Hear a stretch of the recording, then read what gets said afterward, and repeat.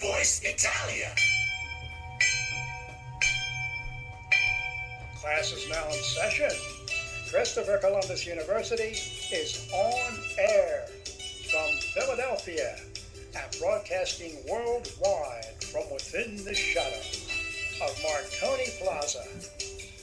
Radio Voice Italia is proud to present a recurring segment with civil rights author, professional researcher, and renowned Christopher Columbus expert, Robert Felix Petrone, Esquire. Buongiorno tutti and welcome to Radio Voice Italia's Christopher Columbus University, where we teach you the truth about the greatest hero of the 15th and 16th centuries, Christopher Columbus, and update you on the international efforts to preserve Christopher Columbus's legacy. I'm your host, Il Professore, Robert Petrone. Today, on our Christopher Columbus University segment, we have some news updates. In Washington, D.C., an historic gathering of Italian-American organizations convened last month to counter the continuous slander against Christopher Columbus and other controversies.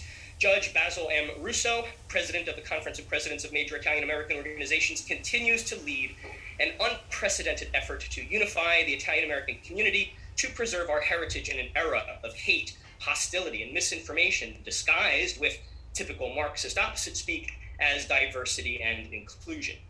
Judge Russo stated, quote, "We need to insist that Italian Americans be recognized as a distinct and important community within our country," end quote. Leaders and representatives of Italian American organizations met at the Villa Firenze, the ambassador's official residence in Washington, D.C., for the historic December meeting as part of an extended weekend of membership activities for the Conference of Presidents of Major Italian American Organizations. A delegation of Italian-American leaders met with Mariangela Zappia, Italy's first female ambassador to the United States, to cement a partnership designed to bolster advocacy on issues of mutual concern, strengthen cultural relations, and foster new trade. In New York City, the American Museum of Natural History, having already arranged to take down the 80-year-old statue of America's 26th president, Theodore Roosevelt, portrayed riding a horse and flanked by an African companion and another of the tribal peoples of the Americas, on the basis that the statue is racist, couldn't wait for the date of removal. It has covered the statue up in a coffin of scaffolding and covered the scaffolding with a tarp, much like what Philadelphia's mayor has done to our Christopher Columbus statue. Might I also recommend changing the name of the museum from the American Museum of Natural History to the Un-American Museum of Natural History? I say that sarcastically, but in truth, I wonder how long it will be before the museum and other similarly named institutions actually do change their names to remove any reference to America, the namesake of Italian explorer Amerigo Vespucci. In Hong Kong, China, the Chinese Communist Party, the CCP, which retook Hong Kong in 1997, has now removed the University of Hong Kong's statue honoring the thousands of pro-democracy student protesters murdered by the Chinese Communist authorities in 1989 in the Tiananmen Square massacre. The statue, called the Pillar of Shame, depicts a pile of bodies representing the victims of the CCP's murderous response to student protesters. The CCP claims that only 200 civilians and several dozen security personnel died, though other estimates count as many as 10,000 people murdered in Tiananmen Square by the communist regime. The CCP removed the statue in the middle of the night as security guards blocked reporters from approaching and tried to stop them from filming. In a blathering mismatch of double talk and gibberish, Chinese officials stated, quote, "The decision on the aged statue was based on external legal advice and risk assessment for the best interest of the university, which is also very concerned about the potential safety issues resulting from the fragile statue." Yeah, aged and fragile, my posteriore. The statue was erected in 1997. It's not even 25 years old. Citing safety and public health concerns is a common tack of the Chinese Communist Party as reasons for preventing events such as vigils on anniversaries of the Tiananmen Square massacre. Sound familiar, my fellow Americans? Today, we continue our 6-class series in which I am zooming in on each of the 8 slanderous myths the Columbus detractors always like to push about Christopher Columbus. That he was supposedly a racist, rapist, maimer, murderer, slave owner, slave trader, grifter, and genocidaire. Today, we focus on the myth of Columbus as a rapist. I have approximately 3 decades of experience as a criminal prosecutor in multiple jurisdictions, including New York City and Philadelphia at the state level. I also practiced in federal courts as well in the capacity of federal review of state convictions. In New York, Pennsylvania, and most jurisdictions, a person is guilty of rape when he or she engages in coitus with another person by forcible compulsion, or where the victim is incapable of consent. Now, this could be because of age, being physically helpless, being mentally ill, or some other reason. States vary on how they treat criminalizing other forms of sexual misconduct, such as New York's catch-all statute called Criminal Sexual Act, or Pennsylvania's separate statutes, sexual assault, involuntary deviant sexual intercourse, aggravated indecent assault, and so on. Lastly, all jurisdictions recognize something called conspiracy, or in Pennsylvania, it's called criminal conspiracy, generally defined as 2 or more people explicitly or implicitly agreeing to do something criminal and then doing it, taking a substantial step towards doing it, or otherwise causing the crime to occur. Now, generally speaking, all conspirators, that is, all persons who have agreed to commit a particular crime, are legally responsible for any other crimes committed by any one of the conspirators that are in furtherance of the conspiracy. So, if 2 or 3 guys agree to rob a liquor store with guns, and in the process, one of them shoots the owner or a patron, even if the others didn't expect that to happen, that's done in furtherance of the conspiracy, so all the robbers are guilty of the shooting. On the other hand, if after the robbery, one of them speeds off in the getaway car, leaving the others behind, and then picks up a prostitute or buys drugs, the other store robbers are not liable because that wasn't in furtherance of the conspiracy. See how that works? So applying that to the subject of this class, even if a perpetrator isn't the one who engaged in coitus with the victim, he or she can still be tried for the crime as a conspirator if he or she committed any other action in furtherance of an agreement to the illegal coitus, such as restraining the victim, beating the victim into submission, etc. In today's class, in debunking this myth about Columbus as a rapist, I'm going to prove that not only did he never force coitus or any other sexual act on anyone, or otherwise engage in such with anyone without their consent, he never conspired with anyone to have them do so either.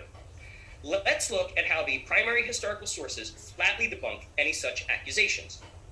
First and foremost, Columbus not only never forced or conspired to force any such act on anyone, we have no record that Columbus ever engaged in any sexual acts at all with anyone other than his first wife, Felipa Moniz Perestrella, the genuine Portuguese noblewoman who bore him his first son, Diego, and the woman he met after his first wife died in childbirth, a Spanish noblewoman named Beatriz Enriquez de Arana, who bore him his second son, Hernando. Columbus did not cheat on Felipa with Beatriz. He was a widower when he met Beatriz, and for all we know, Columbus and Beatriz may have been formally married. We just don't have any official record of it. But they were, at least, common law husband and wife, as we understand and define the legal concept today. Other than the 2 mothers of his children, we have no evidence that he ever engaged in any sexual act, much less coitus, with anyone else. That is to say, as far as we know, Christopher Columbus practiced chastity.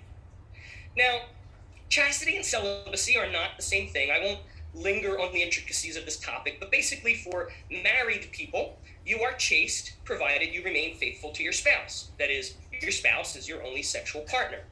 So we have no evidence or other reason to believe that Columbus was ever unfaithful to his first wife, Felipa, or to his common law second wife, Beatriz. In fact, we have a good bit of evidence that affirmatively demonstrates Columbus's chastity. That is, that he remained faithful to Felipa, and after her death, to de Beatriz. First, Columbus was a devout Catholic. And I'm not talking about your run-of-the-mill 21st century or even 20th century Catholic. Oh, no. I'm talking about a devout Catholic of the 15th and 16th centuries, long before the sexual revolution. Now, I hear you. You're saying, oh, Professore, don't be so naive. People didn't behave themselves any better before the sexual revolution actually pushed sexual misbehavior on mainstream society with the goal of normalizing it. All right, fair enough. However, you can't deny that far more people joined holy and monastic orders in the 15th and 16th centuries than they did after the 20th century's sexual revolution. Members of such orders, from priests all the way up to the Pope, are called to celibacy. Now, that's not to say that some have failed to live up to that, but the order does call for it.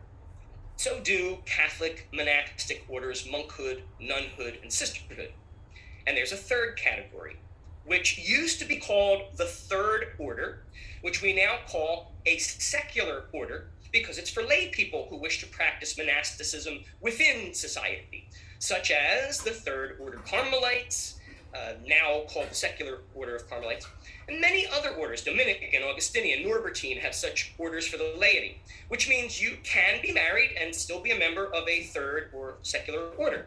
Members of such orders are not called to be celibate. They may still have relations with their spouse, but are called to be chaste. That is, they must remain faithful to their spouse. In fact, this is no different than what is expected of any Catholic. All Catholics, from the Pope all the way down to married and unmarried laypersons, are expected as Catholics to practice chastity, to be celibate if you don't have a spouse, and faithful if you do have a spouse. As far as we know, Christopher Columbus always practiced chastity. The evidence we have for this is that on his later voyages, Columbus sailed wearing the monastic robes of the Franciscans. This and other evidence indicates that he had joined their third order, now called the Secular Franciscan Order. While he was already called to chastity by virtue of being a Catholic, joining the Secular Order of the Franciscans and wearing their robes was an affirmative display of dedication to the requirements of chastity. In other words, if you were a Catholic and you weren't practicing chastity already, it was considered really bad form to join a third order or any other order without earnestly committing to chastity. Some more circumstantial evidence we have of Columbus's chastity is that while many Spaniards contracted syphilis from the tribal peoples of the West Indies, Christopher Columbus never did, which evidences that after he met his common law wife Beatriz in Spain, he never had relations with anyone other than her, including those years he spent in the West Indies without her. Yes, ladies and gentlemen, you often hear the Columbus detractors and other detractors of Western culture decry the Europeans for spreading all manner of disease throughout the tribal populations of the Americas, but they never talk about all the diseases the tribal peoples introduced to the Europeans. The Europeans gave the tribal peoples the common cold, the flu, the measles, and smallpox. But the tribal peoples of the Americas gave the Europeans hepatitis, encephalitis, tuberculosis, a skin disease called yaws, and syphilis. It bears mentioning that all of the diseases the Europeans gave the tribal peoples have been cured by modern medicine, or at least are treatable to the extent that it's practically a cure. The same cannot be said of all the diseases the tribal peoples gave the Europeans, such as syphilis, for which we still have no cure. But Columbus never contracted syphilis. That further supports that he practiced chastity throughout his life. And Columbus demanded his crewmen practice chastity. On his 4 round-trip sea voyages to the Americas, Columbus led them in prayer every half hour and instructed the youngest sailors to take over that duty for the duration of each voyage. He ended each day with the crew in recitation of the Our Father, the Hail Mary, the Apostles' Creed, and the Hail Holy Queen. And he demanded that his sailors follow the other Catholic requirements, including fasting and chastity. Remember, not all of them were professional sailors. Some were low men, rough roustabouts or grifters or worse, troubled men fleeing religious persecution, unhappy family lives, or even crimes. This is one way Admiral Columbus kept these guys in check. And that was hard enough on the 3-ship flotilla of his first voyage. It got considerably harder with the 17-ship fleet he commanded on his second voyage, or worse, when the crews were dispersed even more on land in the privacy of their own houses, especially with the recalcitrant hidalgos who resented Columbus because he was not of noble birth and a foreigner to boot. Even during the 8 years he spent as governor of the West Indies, the hidalgos made things harder and harder for Columbus and frequently disobeyed his rules, such as tribute and taxes to the crown, no enslaving the tribal peoples, and other such restrictions. And this only got worse when the hidalgos conspired to remove him from office with the help of Comendador Francisco de Bobadilla, Dark Knight of Calatrava, a Spanish reconquistador whom the crown sent to the Indies in response to Columbus's request that they send someone the hidalgos would listen to and respect, but who instead allied with the hidalgos and deposed Columbus on false charges of tyranny that Columbus later defeated in court. Columbus even wrote to the crown on his way back to Spain to fight these false charges, complaining that, quote, a quantity of people who did not deserve baptismal water before God or the world were kidnapping women and girls and selling them as sex slaves, and he demanded the crown put a stop to it. And while Columbus was back in Spain dealing with those false charges, the hidalgos acted like monsters. Bartolomé de las Casas wrote in Book 2 of History of the Indies that Bobadilla gave whole tribes to the hidalgos as slaves, quote, thus making the hidalgos very happy. De las Casas went on to write, quote, you should have seen those hoodlums, exiled from Castile for homicide with crimes yet to be accounted for, served by native kings and their vassals doing the meanest chores. These chiefs had daughters, wives, and other close relations with whom the Spaniards took for concubines, either with their own consent or by force. Those 300 hidalgos lived for several years in a continuous state of sin, not counting those other sins they committed daily by oppressing and tyrannizing Indians. The Spaniards loved and adored Bobadilla in exchange for such favors, help, and advice, because they knew how much freer they were now than under Columbus. End quote. De las Casas explains that under Bobadilla's governorship, the hidalgos became, quote, soulless, blind, and godless, killed without restraint, and perversely abused the Indians. End quote. This is where the crimes occurred, ladies and gentlemen. Not on Columbus's watch, not by Columbus, and not as a part of any conspiracy in which Columbus partook. In fact, quite to the contrary, only when the hidalgos got Columbus out of the picture did they rape and pillage. They did this during Bobadilla's reign. And Columbus's court testimony not only got the crown to dismiss all the false charges Bobadilla levied against him, but got the monarchs to depose Bobadilla for his lies. But Columbus didn't want the job of governor anymore because the hidalgos had given him so much trouble. So the crown appointed Nicolás de Obando, who ended up being just as bad or even worse than Bobadilla, and the raping and pillaging continued. But Columbus petitioned the crown to put a stop to it and succeeded, as my loyal listeners will know. He constantly reported to the crown how the tribal peoples were still being mistreated by Obando, and in the last years of his life, Columbus successfully petitioned the widowed King Ferdinand to issue a royal decree reading that, quote, all the Indians of Hispaniola were to be left free, not subject to servitude, unmolested and unharmed, and allowed to live like freemen under law, just like any other in the kingdom of Castile. But in the meantime, even during Columbus's governorship, the hidalgos were constant trouble and constantly molesting the women folk of the tribes. Now, it wasn't always molestation. In fact, many Spanish settlers, even early on, entered into decent courtships and marriage with Taino women. And also, many of the tribal peoples didn't really have the same notions of marriage or monogamy that Europeans had. It's unnecessary and may even be gratuitous to go into it here, but suffice it to say, the tribal peoples of the West Indies had vastly different sexual mores than the Europeans. The Caribs especially, whose male warriors went around raping and pillaging, engaged in a lot of strange, even violent sexual practices. And that went for the Carib women too.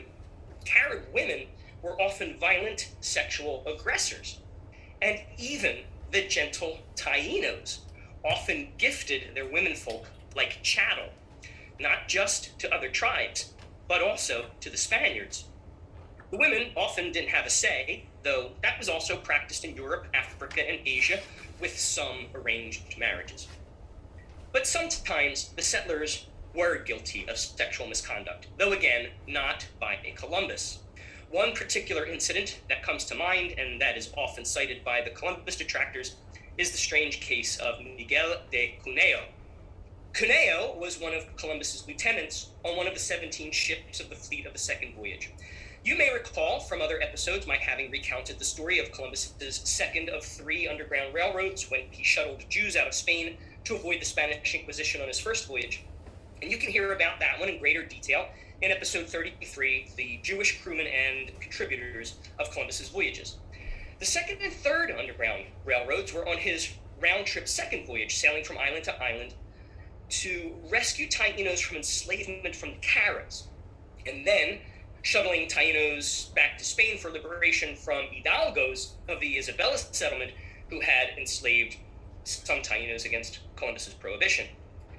During his second underground railroad, sailing his 17-ship fleet from Carib-held island to Carib-held island, rescuing Taíno boys and womenfolk the Caribs had enslaved, Columbus dropped anchor at the island of San Martin, where again he rescued women and boys from a Carib village while the occupants were off marauding.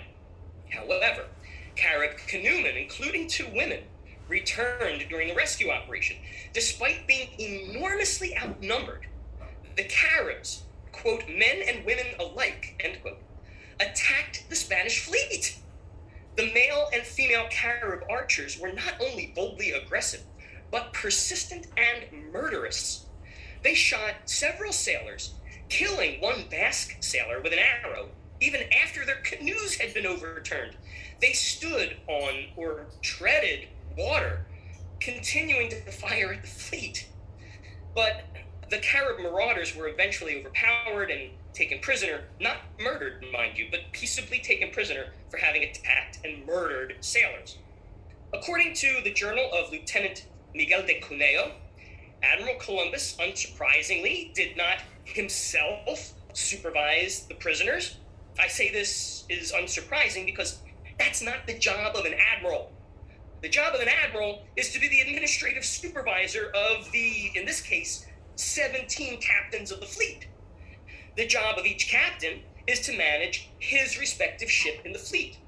The job of the lieutenants is all lesser officer duties, such as supervising prisoners. Columbus entrusted the prisoners to his lieutenants, and Cuneo took one of the female attackers into his custody. Instead of treating the Carib civilly, as Columbus always demanded of his men, Cuneo wrote, quote, "I attempted to satisfy my desire with her." This is Cuneo's own confession. In the law, statements against one's own interest are considered to be authentic and particularly credible for obvious reasons. Understandably, the Carib woman became violent and scratched Cuneo to fend him off. Cuneo responded in a very reprehensible fashion by striking her with a rope. This is where the account becomes strange. Cuneo explains in his journal that, quote, "Eventually, we came to such terms, I assure you, that one would have thought she had been brought up in a school for harlots." Now, without going into graphic detail, suffice it to say, Cuneo implies that she not only submitted to sexual conduct, but took the initiative, actually taking the lead in the sex acts.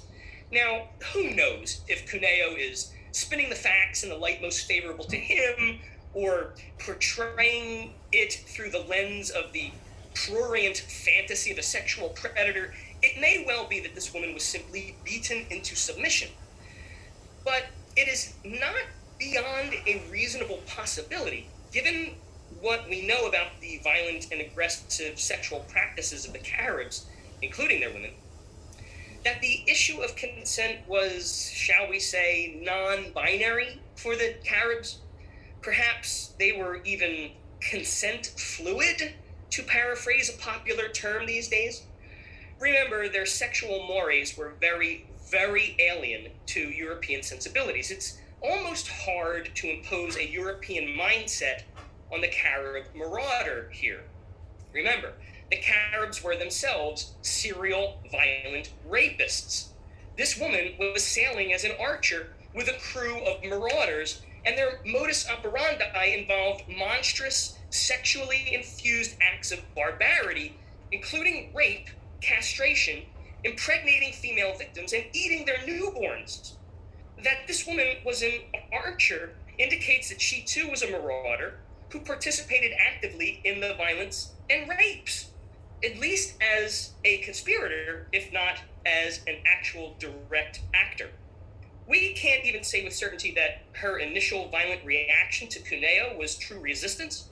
In the most extreme of speculations, it could have been some bizarre sex rite that the barbarous Carib marauders engaged in.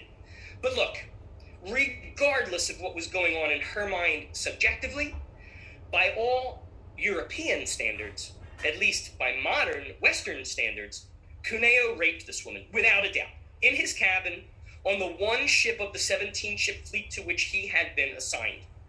As a modern criminal prosecutor, I would certainly argue that regardless of any semblance of submission on her part, Cuneo beat her into it. However, there is no evidence whatsoever that Columbus ever even knew about this horrific incident. Now, a lot of Columbus detractors like to add false facts to this narrative, saying that Columbus, quote, gave this woman to Cuneo with the intent, or at least knowing, that Cuneo was going to do this. That is absolutely false. They're just making that up. As I said, Cuneo was a lieutenant. Columbus was the high admiral. Custody of prisoners was delegated to lieutenants. There were 17 ships in this fleet. If we assume an average crew of 40 people on each ship, that's nearly 700 people in the fleet. Spread out over open water, that's about the size of a small medieval city. You think they kept prisoners on the captain's ship? Please. Columbus was not present when Cuneo mistreated this prisoner. The Carib archeress clearly did not report it to any other of the prisoners, translators, Taino guides, who, by the way, were women, or crewmen, much less to Columbus himself. There is no way Columbus could have known what Cuneo was doing to her from across the city-sized fleet. Also, the Columbus detractors like to pretend that Cuneo's written account was written for Columbus, like it's some sort of bizarre Penthouse Forum article. No, that's not true either. There is absolutely no evidence whatsoever that Columbus ever came into contact with Cuneo's written account, much less read it. And if he ever did, he certainly would not have condoned it.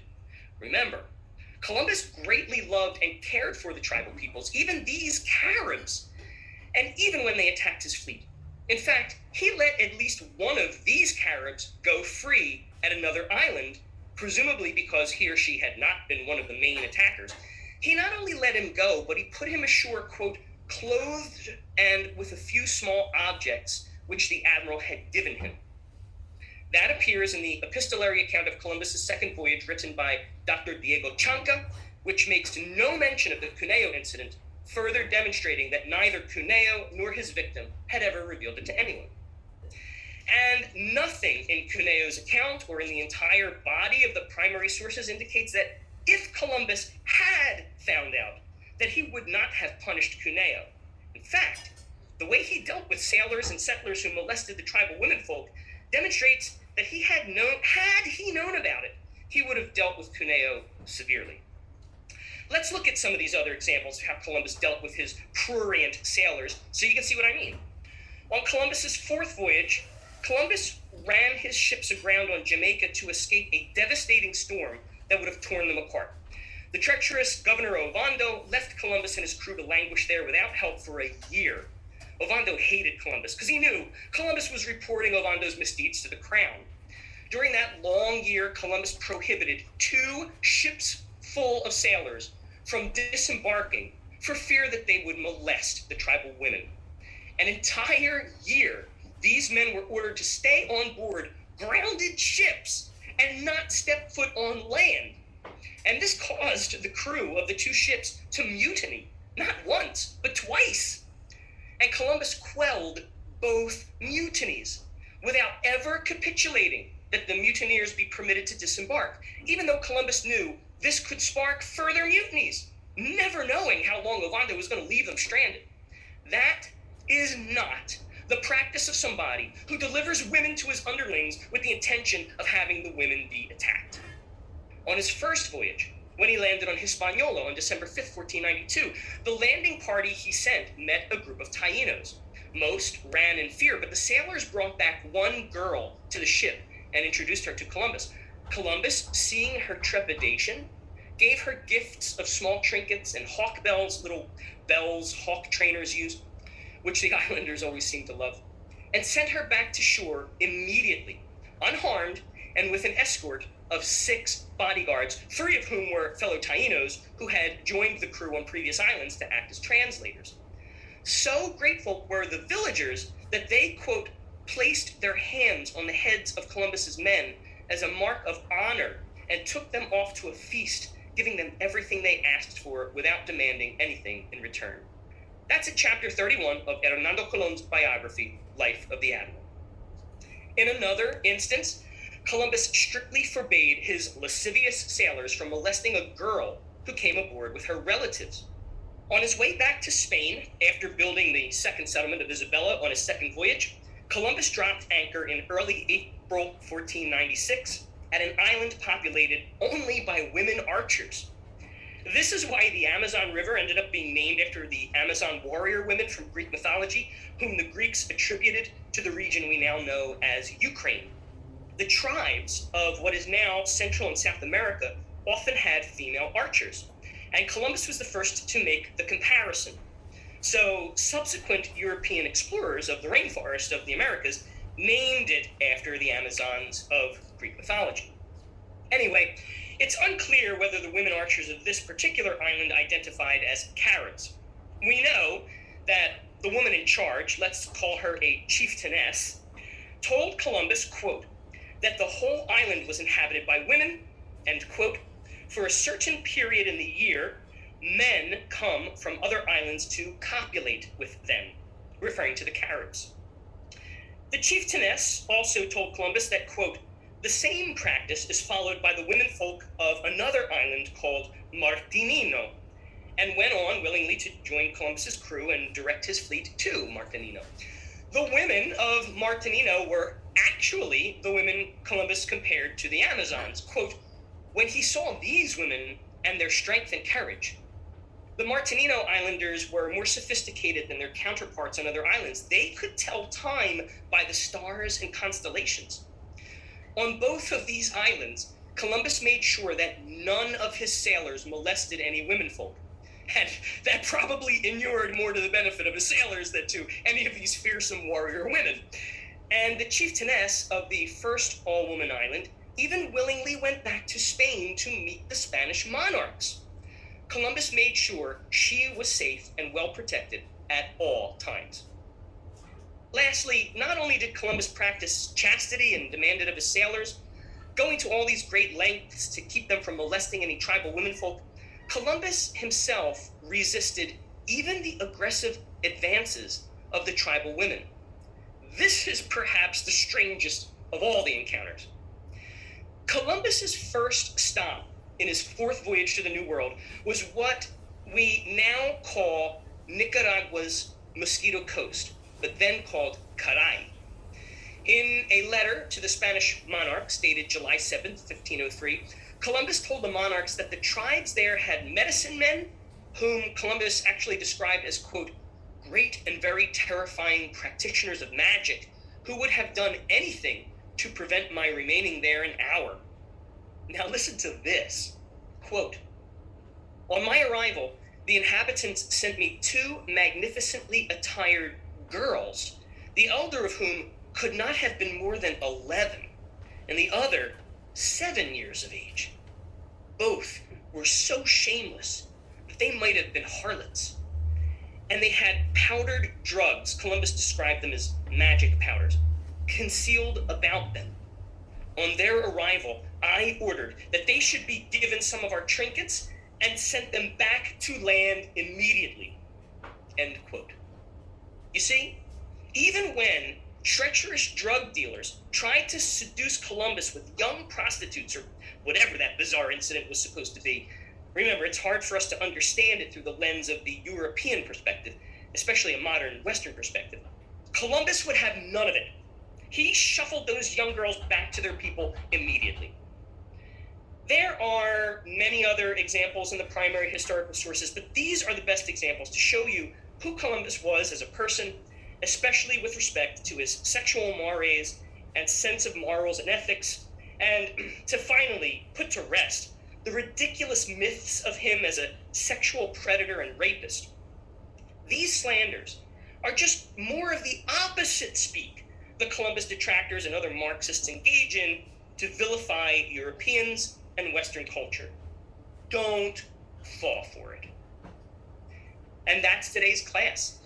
For more news, articles, and resources about Christopher Columbus as the first civil rights activist of the Americas, icon of Western culture, paragon of Catholic virtue, and greatest hero of the 15th and 16th centuries, visit preservecolumbus.us. That's Preserve Columbus, rendered as one word, .us. And post a little note of appreciation for our webmaster, Tom LaCosta. I'm your Professore, Robert Petrone. A presto! Radio Voice Italia.